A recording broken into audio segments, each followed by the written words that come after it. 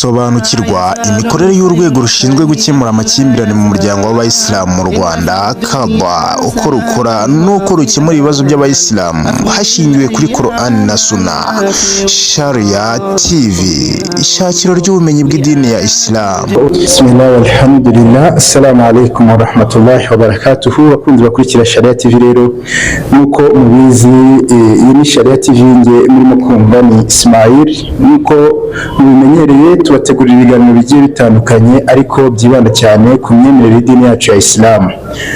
Murabizi rero tugenda tugana n'inzego zigiye zitandukanye z'umuryango w'abayisilamu mu Rwanda RMC, kugira ngo abayisilamu hirya no hino babashe kurushaho kumenya ibibakorerwa, banarusheho kumenya inzego zabo z'umuryango w'abayisilamu mu Rwanda muri RMC uko nazo zigenda zuzuzanya. Uyu munsi rero kuri kamera za Sharia TV murimo kuhabona yuko turi kumwe n'umwe muri izo nzego za RMC. Reka tumuhe ikaze abanza basuhuze ndetse anabibwire. Tuguhaye ikaze kuri Sharia TV. Bismillahirrahmanirrahim. Alhamdulillahi rabbil alamin. Bi ni'matihi tatimmu salihat. Wassalatu wassalamu ala ashrafil mursalin sayyidina Muhammadin wa ala alihi wa ashabihi wa man sanna bi sunnatihi ila yawmiddin, amma ba'd.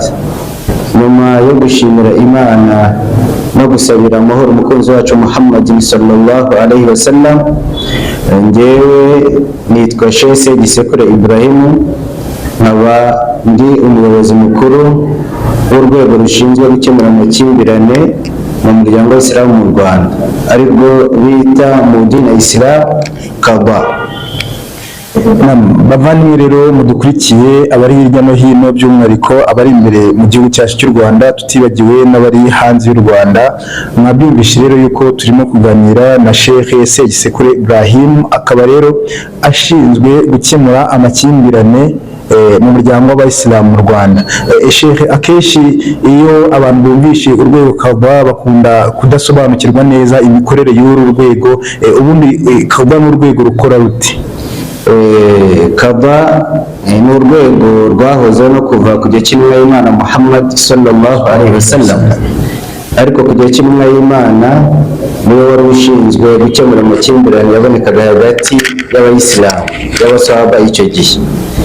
Nyuma amaze kwitaba Imana, hari bamwe mu basahaba bakoze muri uru rwego bararuyobora, harimo nka Ali ibn Abi Talib, nawe yayoboye mu rwego, ni umusahaba buri wese abantu bazi, ndetse na Umar nawe yigeze gukora ibijyanye no gukemura amakimbirane kubera ko yari umuyobozi.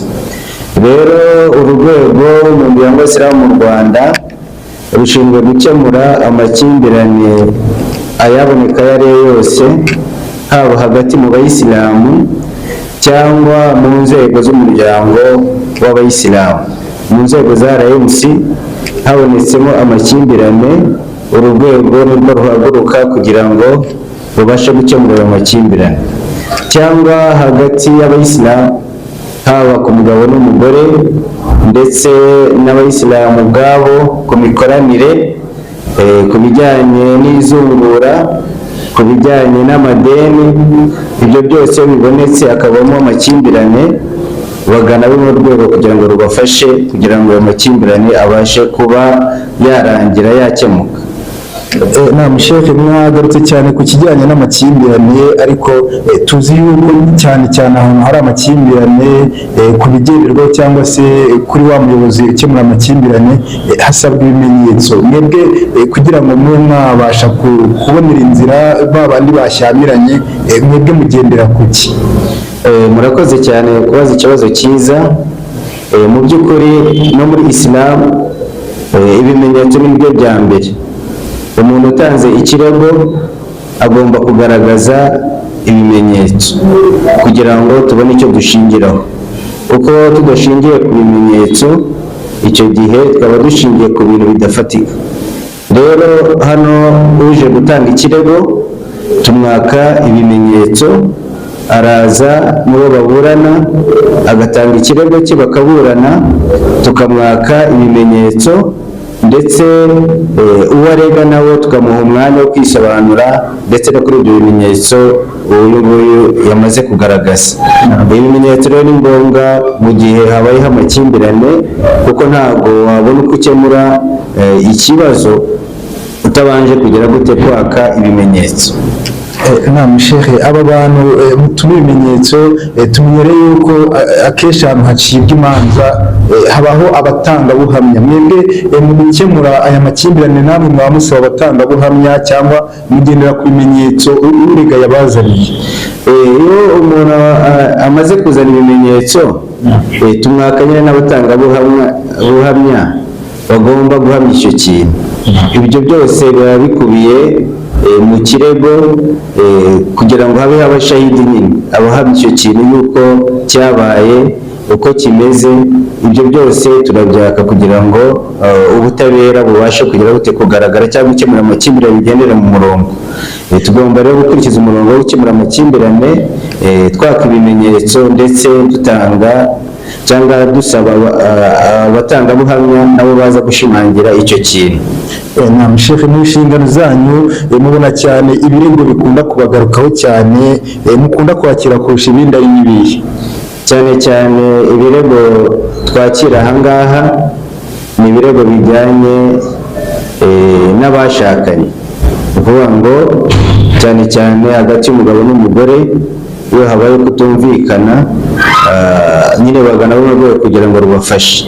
Ibirego byinshi rero twakira ni ibijyanye n'imibanire hagati y'abashakanye. Murabizi muri iki gihe mu ngo harimo ibibazo bikomeye cyane, harimo amakimbirane, harimo kuba bamwe bata inshingano zabo, ugasanga wenda umugabo yataye inshingano ze cyangwa umugore yataye inshingano ze. Iyo rero ibyo bibonetse mu muryango, amakimbirane akaboneka, baratugana kugira ngo tubafashe. Abangaba babagana mukabafasha nabo baturutse ko tuzi neza yuko ku rwego rw'umusiti haba hari ababunganira mu nshingano mu rwego rw'ibanze nabo bashinzwe gukemura amakimbirane nk'amwe. Ese izi manza zibageraho z'abayisilamu babiri batumvikana ni za zindi nzego z'ibanze zakemuye ariko ntizabasha gukemuka, abantu mwakira nabo bameze bati? Nk'uko inzego zipanze zijyanye no gukemura amakimbirane, kuko zihera ku rwego rw'umusigiti, kuzamuka ku rwego rw'akarere, kuzamuka ku rwego rw'intara n'umujyi wa Kigali, tukabona kugera ku rwego rw'igihugu.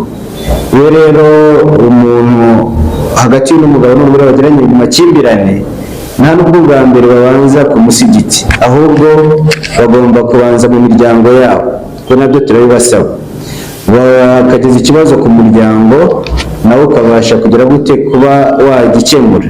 Iyo kinaniranye ku muryango, akenshi bifashisha abashahidi. Abantu banga kugira ngo umugabo n'umugore babane, agomba kuboneka abashahidi babiri.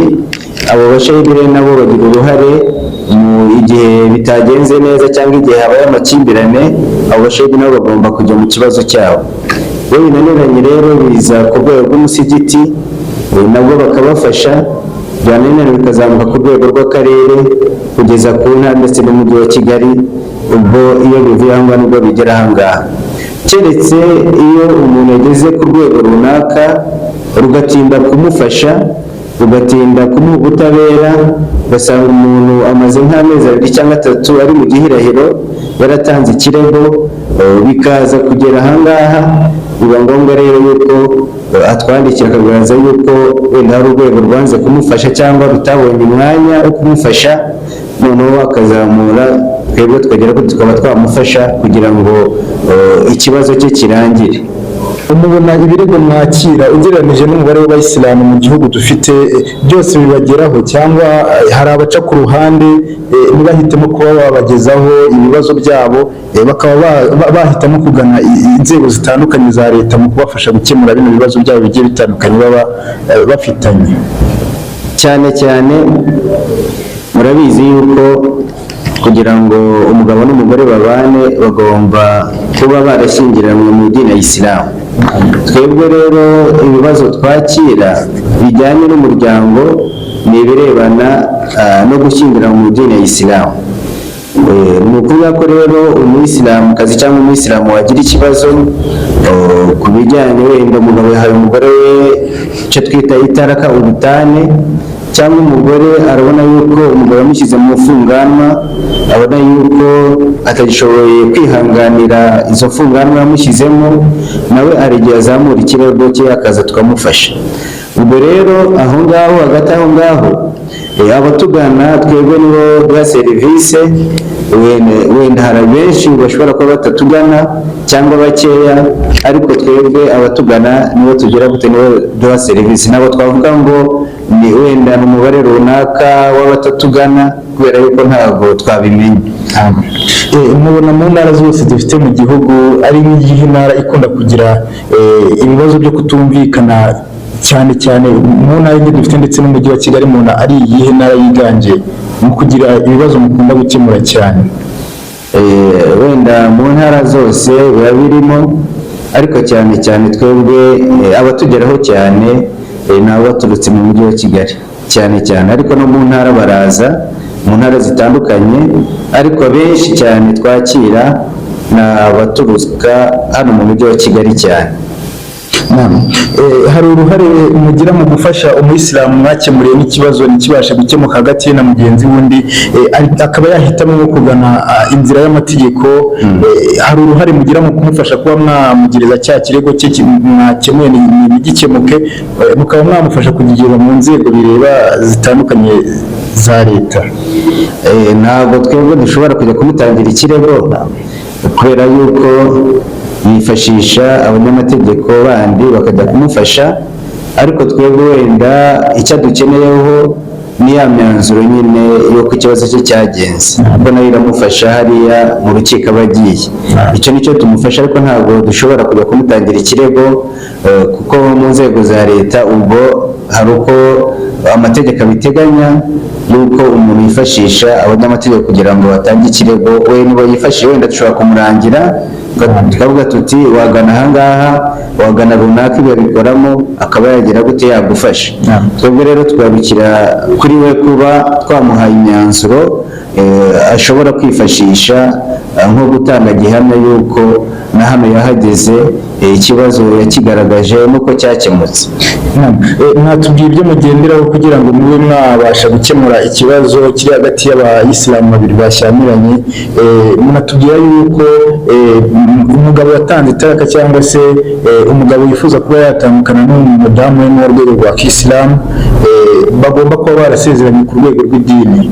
Ese igihe basezeranye ku rwego rw'idini ndetse barasezeranye no ku rwego rw'amategeko, icyo abantu benshi bazi nk'umurenge, birashoboka yuko urwego rwanyu hakaba rushobora gutandukanya aba bantu babiri bashyingira mu buryo bw'idini ndetse no mu buryo bw'amategeko?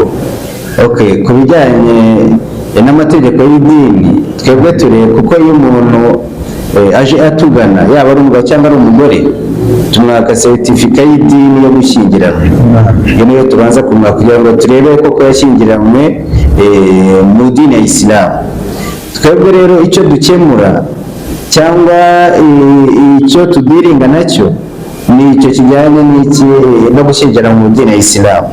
Iyo rero murabizi hano mu gihugu cyacu umuntu ashobora kuba yarashyingiranywe mu dini ya Isilamu, ukaba ufite n'andi masezerano ku murenge mu nzego za leta. Twebwe inzego za leta ntabwo tureba, ayo ntabwo tuyajyamo, tureba ay'idini ya Isilamu. Noneho byamara gukemuka mu dini ya Isilamu, ubwo niba bafitanye amasezerano muri leta, ubwo nabo bakomeza mu nzego za leta zikabafasha, ariko ntabwo twebwe dushobora kurangiza gushyingiranwa cyangwa kujya mu bijyanye no gushyingiranwa mu nzego za leta, kubera ko ntabwo tubishinzwe, tureba iby'idini gusa ya Isilamu. Muri babiri babanaga, ubundi umuntu uba ukwiriye gatanya muri babiri babanaga nk'umugabo n'umugore, ubundi n'ibihe bintu aba yakoreye umugore cyangwa se n'ibiki umugore aba yakoreye umugabo kugira ngo mube mwabishingiraho mutanga gatanya kwa bano bantu babiri basezeranye ku rwego rwa kisilamu kuba mwafata umwanzuro wo kuba batandukana? Hari byinshi amategeko ya Isilamu ateganya, cyane cyane bijyanye n'inshingano.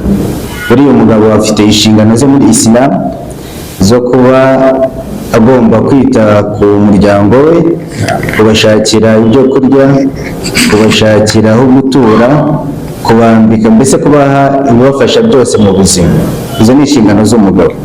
Iyo rero umugabo atakoze inshingano ze, umugore akicwa n'inzara, umugore akabura aho gutura, umugabo byamunaniye, umugore rero yaje akavuga ati njyewe uyu mugabo dore ntacyo amariye, ntabwo amahira, ntabwo amfasha muri ubu buryo, kandi wenda afite ubushobozi ariko ntabwo abikora, icyo gihe akatugana, icyo gihe koko turabisuzuma, tugasaba umugabo yuko yagira gute, yatanga iposho ku mugore we, uvuga ngo yakora ibyo Imana yamutegetse mu kubahiriza inshingano ze nk'umugabo. Iyo rero abyanze, ubwo umugore akagaruka avuga ati dore byandi twemereye ntabwo abikora, umugore nyine akagaragaza yuko umugabo yanangiye, ndetse n'umugore akavuga ati njyewe uyu mugabo kubera naho bigeze n'imibanire yanjye nawe, njyewe sinikeneye kubana nawe. Icyo gihe turabisuzuma, tukabahuza, tukagerageza kubunga, ariko gutandukana biba umwanzuro wabo. Ntabwo twebwe tuvuga tuti mutandukane, ahubwo umwanzuro wabo niwo twebwe tugera gute tugenderaho. Ariko icyo dukora cya mbere, twebwe turi ubutabera bwunga, uvuga ngo tubanza kubunga no kujya hagati no kubereka imbogamizi n'ibibazo bizaboneka nyuma y'uko batandukanye. Ariko iyo bo bahisemo gutandukana, ibyo natwe ntabwo twagira gute, ntabwo twabazirika, kubera yuko Imana yashyizeho ko umugabo n'umugore bashobora kubana, ariko nanone yashyizeho ko bashobora gutandukana igihe kubana neza byagize gute, byananiranye. Kuko muri iki gihe hari igihe abantu kubana binanirana, ugasanga bagiye no mu bibazo, ugasanga umugabo arimo guhimba umugore we, aramwicisha inzara, ndetse habayeho no gukubita no gukomeretsa, ndetse hari n'igihe bashobora no kugera ku rwego ko umwe ashobora kuba yagira gute, yavutsa undi ubuzima. Icyo gihe rero Isilamu iyo ubona rero bishobora kugera muri urwo rwego, bimaze kurengera rwose, Isilamu yemera ko abantu bashobora kuba bagira gute, batana. Bakunzi bakurikiye Sharia TV rero nk'uko twababwiye, turimo kuganira n'urwego rushinzwe gukemura amakimbirane hagati mu miryango ndetse n'ibindi bibazo bigiye bitandukanye abayisilamu bagenda bahura nabyo. Tukaba rero turi muri ofisi y'umuryango w'abayisilamu mu Rwanda ku rwego rwa Kava. Ushobora nawe kuba ufite ikibazo wifuza kuba wabaza Kava y'u Rwanda, umanuka hasi muri comment wandikemo ikibazo cyawe, hanyuma twongera guhura nawe tuzabe twakikubariza. Turongera kandi gukomeza kubashishikariza gukomeza gukurikirana Sharia TV kugira ngo mukomeze kumenya byinshi kubakorerwa n'abayisilamu hirya no hino. Ngiye mukomeje kubana nawe ni Ismail, reka dukomeze n'ikiganiro na Kava akomeze agenda basobanurira byinshi bishingirwaho mu gukemura amakimbirane, dore ko yatubwiye ko cyane ibirego bikunda kumugeraho ari iby'abashakanye. Aha ngaha rero tuza gukomeza n'ikiganiro cyacu, ndetse araza no kuza gutanga inama kuri aba bashakanye uburyo bashobora kurushaho gukomeza kwitwara kugira ngo dukomeze tugire umuryango ubereye idini yacu ya Kisilamu, dukomeze tugire umuyisilamu w'intangarugero hirya no hino muri karitsiye aho tugiye dutuye. Hari abacibwa imanza zabo ku rwego rw'ibanze ku misigiti, kubera yuko urwego rukuru rwa Kava ndetse no hasi mu nzego turazifite ku misigiti yacu hirya no hino, bakaba bakiribwa imanza ntibanyurwe n'uburyo urwo rubanza rwakiriwe, ariko uyu muntu wakiriwe urubanza utanyuzwe n'imyanzuro y'urwo rubanza akaba ari nta bushobozi afite bwo kuba yabagezaho ikirego cye, kandi nyamara akumva agifite ingingimira y'uburyo urubanza rwe rwakiriwe. Uyu nguyu we ni iki mumutekerezaho, ni iki muteganya kuba mwafasha abantu nk'aba ngaba kugira ngo bumve banyuzwe n'uburyo bahawe ubutabera ku rwego rwa Kisilamu? Iyo abantu bafitanye ibibazo, icya mbere ni uko habonekamo bijyanye n'uko abantu baciye urubanza, harubonekamo yuko abonye ukuri cyangwa baciye urubanza mu buryo yumva ko bimunejeje, harimo uboneka yuko wenda bitamunejeje.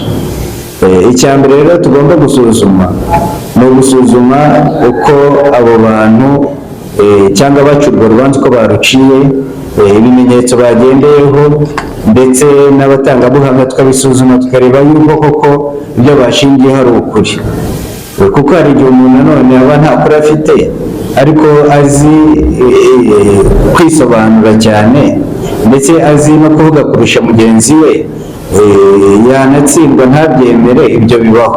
Ariko iyo dusuzumye tugasanga koko habayeho wenda ko hari ibyo abantu bashobora kuba birengagije, kuko n'abantu nabo bashobora kuba babibonye ukundi, iyo dusanze harimo ikibazo koko uwo muntu akatugana, mu by'ukuri icyo cyemezo twebwe dufite uburenganzira bwo kugisesa kikaba cyavaho, noneho tukamuha ubutabera koko nyabwo.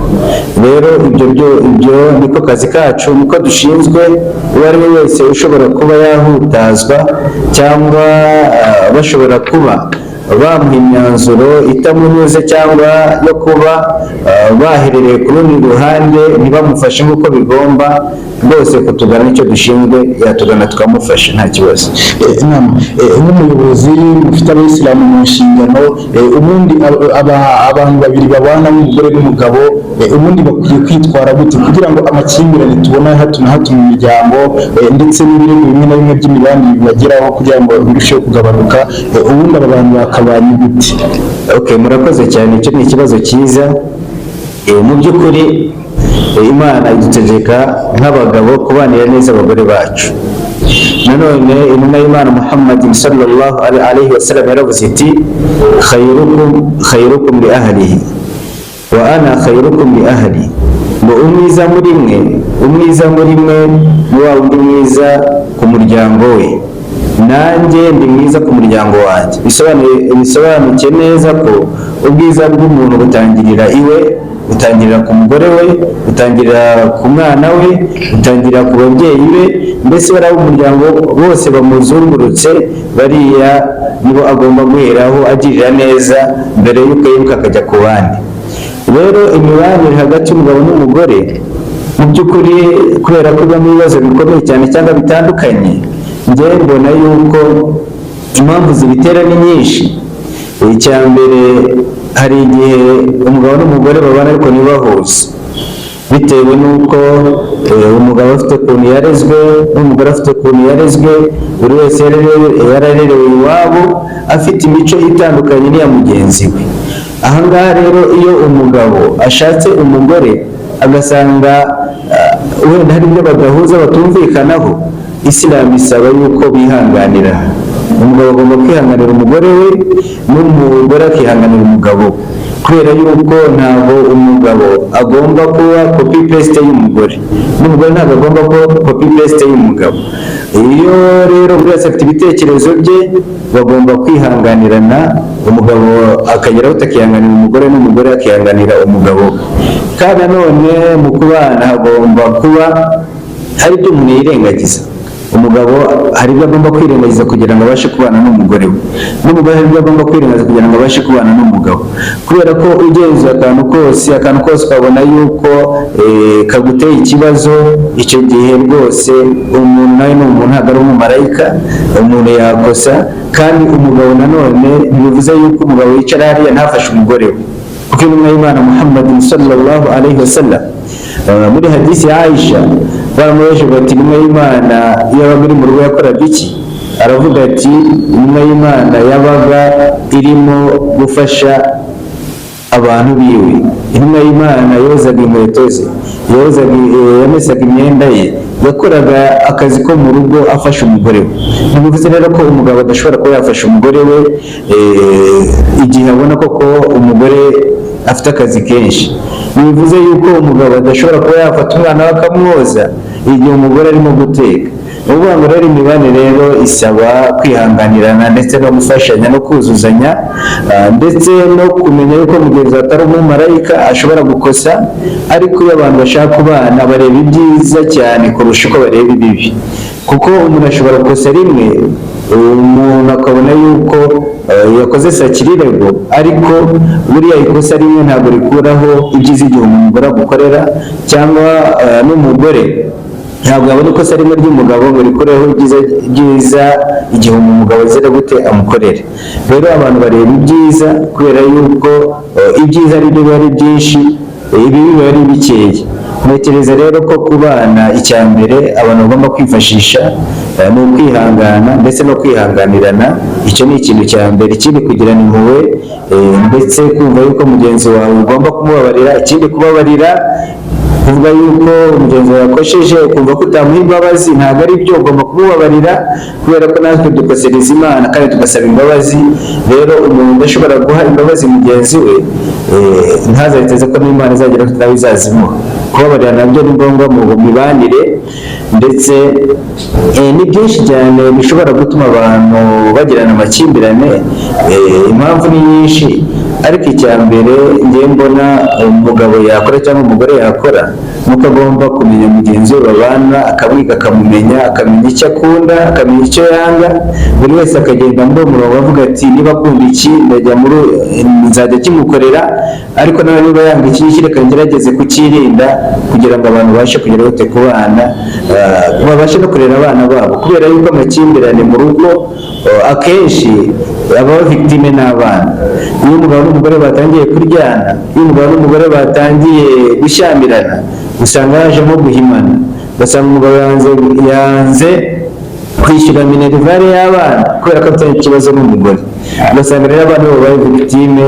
Hari abana bata ingo bakagenda, hari abana baba mu mashuri bakagenda kubera ko iwabo hari amakimbirane. Ni byiza rero ko abantu bagomba kwihanganirana kugira ngo barere abana babo, bakuze abana babo, bagire umuryango utekanye. Kwihanganirana rero ni ngombwa mu mibanire, kuko umuntu atihanganye yasenya bitaramara na kabiri.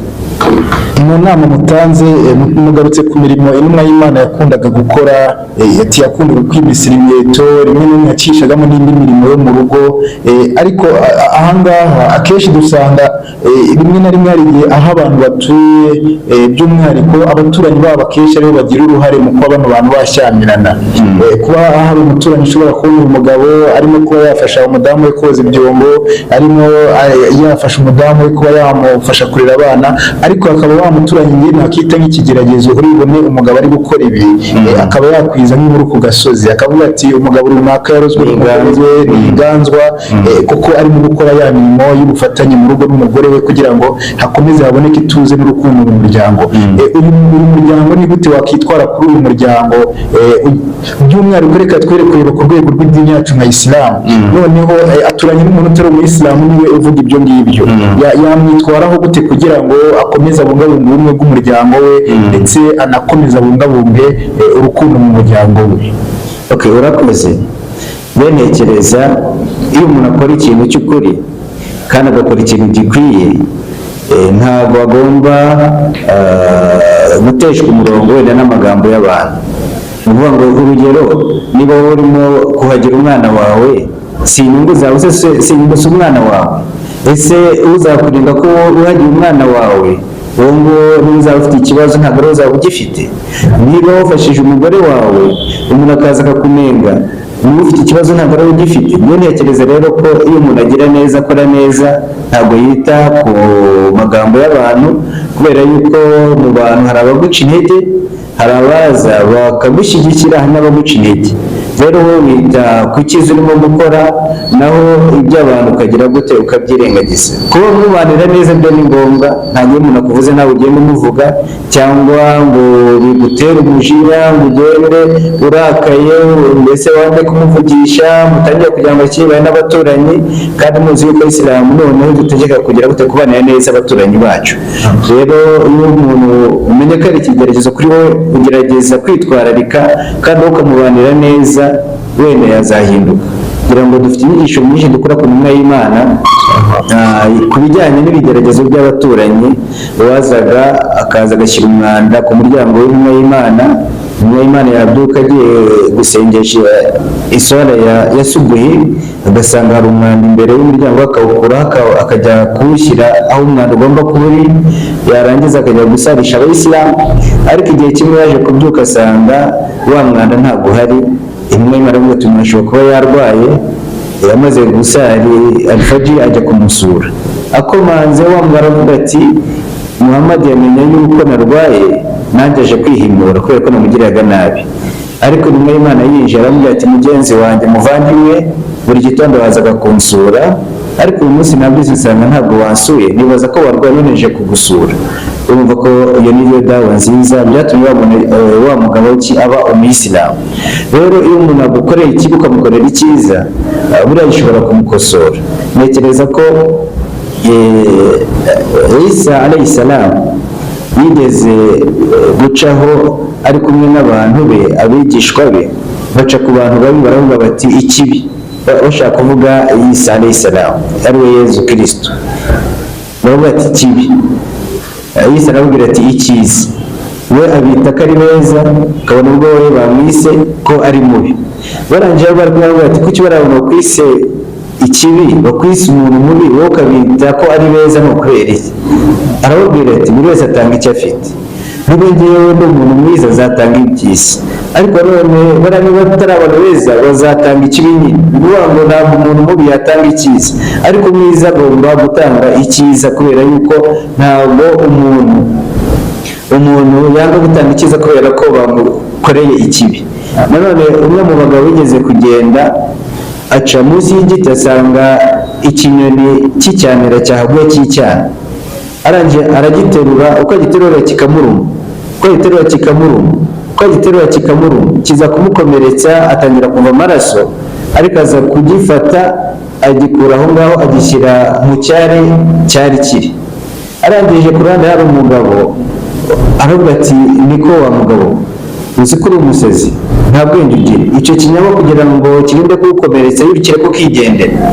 Aravuga ati muri kamere y'icyanira ni ukurumana, ariko rero kurumana kwayo ntabwo kwamuramo umutima mwiza wo kugira ngo ngikure hano ejo ipusi cyangwa imbwa zitazi zikakirya, ni ukuvuga kugira neza ngewe bindimo, nawe kamere yacyo ntabwo yamuramo kamere yanjye nziza.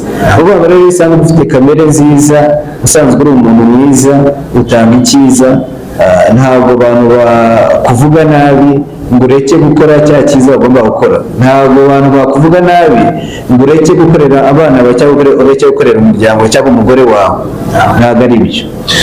Naam Sheikh, nk'urwego rukuru rushinzwe gukemura amakimbirane mu miryango ku rwego rw'umuryango w'Abayisilamu mu Rwanda RMC, ni ubuhe butumwa mwagenera abo mu nzego z'ibanze ku misigiti muhuje inshingano?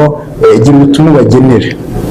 Ubutumwa wenda nagenera abashinzwe gukemura amakimbirane ku misigiti ndetse no ku karere ndetse no ku ntara n'umujyi wa Kigali ndetse no ku rwego rw'igihugu, mu by'ukuri uyu ni umurimo umuntu agomba gukora, akawukora atinya Imana, akawukora atabereye, kubera yuko mu kintu cya mbere Imana izatubaza ko akazi kacu twagakoze. Umuntu ntagomba kujya mu marangamutima ngo runaka aze ari inshuti yawe, uzi ko ari umunyamahanga urimo guhuguza wenda mugenzi we, ngo uvuge uti yawe ni inshuti yanjye reka mufashe kubera yuko ari inshuti yanjye. Icyo gihe uzaba unaniwe, ibyo uzaba ukoze uzabibazwa n'Imana. Bityo nababwira rero mu gutinya Imana, bagakora akazi kabo, bakoresha ubutabera, ntibajye mu marangamutima atuma bahengamira ku nshuti zabo cyangwa ku bantu baziranye, ahubwo babikore nk'uko Imana ibibabwira, nuko ugomba gutanga ukuri cyangwa ugomba gutanga ubutabera kuri buri muntu wese ubufite, ukamuha ukuri kwe udaciye ku ruhande. Niyo nama nabagira rero, kubera ko kano kazi Imana izakatubaza, ko twitwaye muri aka kazi. Ni akazi karimo ibigeragezo, ariko nitugakora neza nanone Imana izagera gute izaduhemba, ariko nitugakora nabi nanone Imana izagera gute izaduhana, kubera yuko twatanze ukuri ku bandi batagufite, twatanze ukuri kw'abandi tuguha abo batagomba, abo kutagenewe. Ibi byose rero Imana yabitubaza. Niyo mpamvu rero buri wese ugiye muri izi nshingano agomba kuzijyamo azi yuko hari ibyo agomba kwirinda, agomba kujya hagati, yangiza agakoresha ubutabera kugira ngo Imana nawe izagire ko izamufasha. Iyo kano kazi tugakoze neza n'Imana iradufasha mu buzima bwacu, ariko iyo tugakoze nabi n'Imana ntabwo idufasha mu mibereho yacu kubera yuko tuba tutari abayisilamu beza. Dutinya Imana rero nk'uko intumwa y'Imana Muhammad sallallahu alaihi wasallam ariwe tureberaho ubutabera. Ku gihe cye wenda nagira ngo mbivugeho, umugore wo mu bwoko bukomeye yaje kwiba. Amaze kwiba, bamwe mu bantu baravuga bati uyu mugore nagera imbere y'intumwa y'Imana kubera ko kwiba muri Isilamu uwibye bamuca akaboko. Uyu muntu bashobora kumuca akaboko. Bareba umwe mu basahaba b'abana intumwa y'Imana yakundaga, bamwe bavuga ngo ni Usama bin Zaid, bamubwira bati genda usabire uno mugore imbabazi. Ajya ku ntumwa y'Imana ajya kumusabira imbabazi kandi uwo mugore yibye. Amaze kubivuga intumwa y'Imana irarakara cyane, uburanga bwe burijima, aravuga ati ndahiye Imana. Nako yarababwiye ati mu by'ukuri icyoretse abantu bababanjirije nuko umuntu w'umunyantege muri we yibaga baramurekaga, umuntu ukomeye muri we yibaga baramurekaga, ariko umuntu wo hasi, umuntu uciriritse yakibaho bakamuca akaboko. Arababwira ati rero ndarahiye, ati ndahiye ku izina ry'Imana, law sarakat Fatuma binti Muhammad laqata'tu yadaha, ni umukobwa wanjye Fatuma iyo aza kwiba nari kumuca akaboko. Ubwo nibwo butabera rero muri Isilamu. Ntabwo ubutabera muri Isilamu bureba isano, ahubwo bureba ukuri, bureba icyaha n'uwagikoze, ntabwo bureba yuko yakomoka ahangaha mu cyaha yakoze reka dushyiremo inyoroshyo. Oya, abantu bose imbere y'Imana bize gute barangana. Iyo umuntu yakoze icyaha agomba kugihanirwa. None rero niba rero umuntu arimo guca urubanza, agomba kumenya yuko agomba guha ukuri. Umuntu ashobora kuza ari umukire, arimo kuburana n'umukene, wowe ugahengamira kubera ko ari umukire, cyangwa ukaba umutinya ukaba wamukuri utari ukwe. Ahangaha abantu bagomba gutinya Imana kandi bakumva yuko ibyo bakora bazabibazwa na Allah subhanahu wa ta'ala.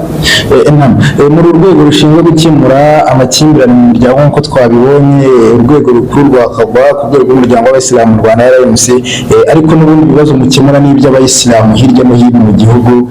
Ese aba Bayisilamu by'umwihariko nabo ni ubuhe butumwa mwabagenera dusoza? Bo babane gute, bitware gute kugira ngo ibibazo duhura nabyo buri munsi, yaba iby'imibanire, yaba ibyo kutumvikana mu buryo bumwe cyangwa ubundi, bo bitware bate? Wenda ntaragera kuri icyo neza, ntabwo n'utari umuyisilamu yaje kutugezaho ikibazo turamufasha. Ntabwo twakira ibibazo by'abashakanye gusa, hari ibibazo by'amadeni, ngira ngo nabivuze, umwenda. Iyo umuntu utari umuyisilamu ashobora kuguriza umuyisilamu ku bijyanye n'imikoranire hano hanze. Abayisilamu twemerewe kuba twakorana n'uwo ari we wese, yaba atari umuyisilamu, kuko niwe abana yakoranye n'abantu batari abayisilamu mu bijyanye n'ubucuruzi n'ibindi. Iyo rero umuyisilamu, umuntu utari umuyisilamu aje kuturegera umuyisilamu yuko wenda yamugurije akaba arimo gutinda kumwishyura cyangwa akaba yaramwambuye, nawe tugira gute? Turamufasha. Bose turamuhamagaza uwo muyisilamu, twangiza twamutegeka yuko agomba kwishyura uriya muntu utari umuyisilamu, kandi barabikora rwose. Ni kesi dufite zirahari nyinshi kuri icyo kintu. Naho rero ku bayisilamu inama nabagira, ndetse n'abantu muri rusange, mu by'ukuri abantu tugomba kubana neza, imibanire myiza, yaba mu rugo iwawe, yaba aho ukorera, yaba abo mubana, ugomba kubabanira neza kandi ugatinya Imana, kubera yuko imibanire Imana izagera ku kizayitubaza. Ni ukuvuga ngo rero imwe Imana yavuze ngo ad-dinu muamala, ngo idini ni imibanire.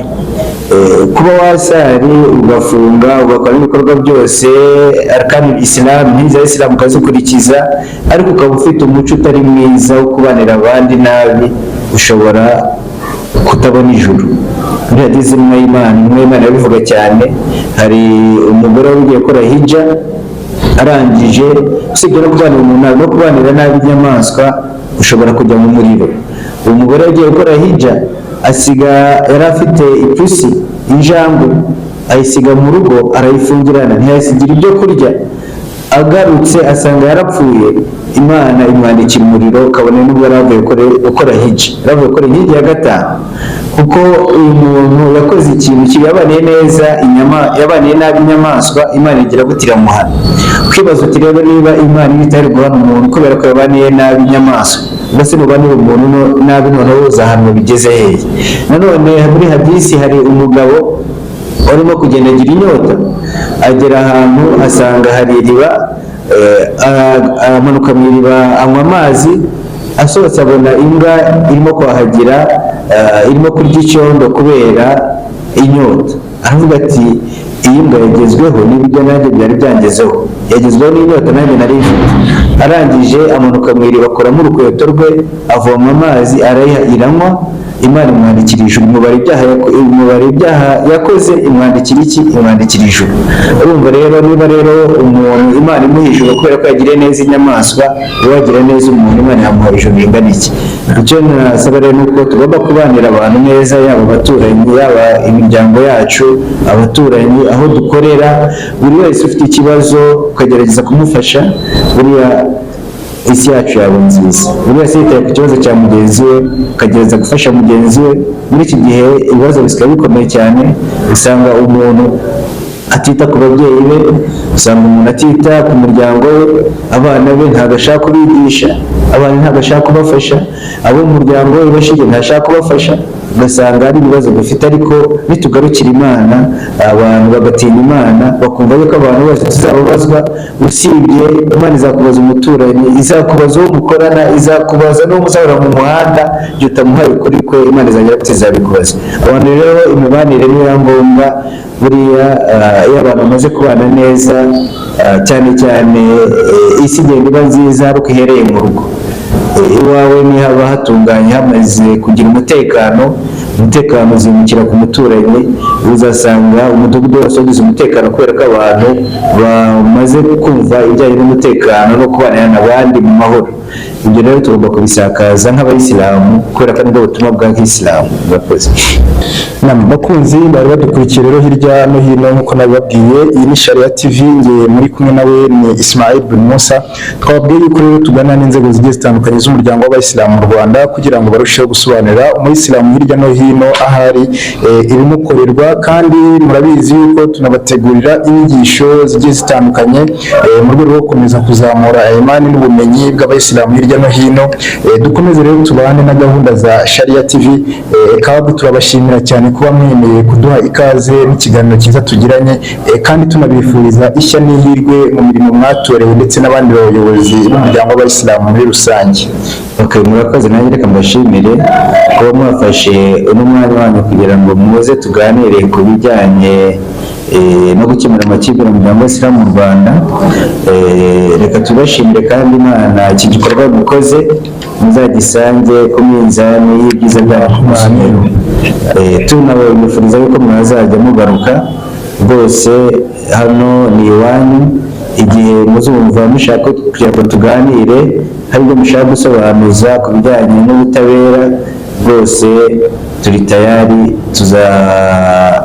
tuzabaha karibu kandi tuzaganira neza. Murakoze. Rero weho wari udukurikiye mu kiganiro, niba ufite ikibazo wumva wabaza uru rwego rujyanye no gukemura amakimbirane mu muryango w'abayisilamu mu Rwanda, manuka hasi muri komenti wandikemo icyo wifuza yuko twakubariza uru rwego, cyangwa se utwandikire kuri nimero yacu ya telefone ni 0785575755, hanyuma ubaze tukubarize kugira ngo urusheho gusobanukirwa. Turabizi rero yuko mudukunda muri benshi, mukurikirana gahunda za Sharia TV, yaba bari imbere mu gihugu ndetse no hanze y'u Rwanda. Mukomeze mugubwe neza, kandi aho muhereye Allah akomeza abaho ubuzima bwiza aho muherereye mu byanyu n'abanyu. Ngiye mwari kumwe nawe nk'uko nababwiye ni Ismail. Wassalamu alaikum wa rahmatullahi wa barakatuh.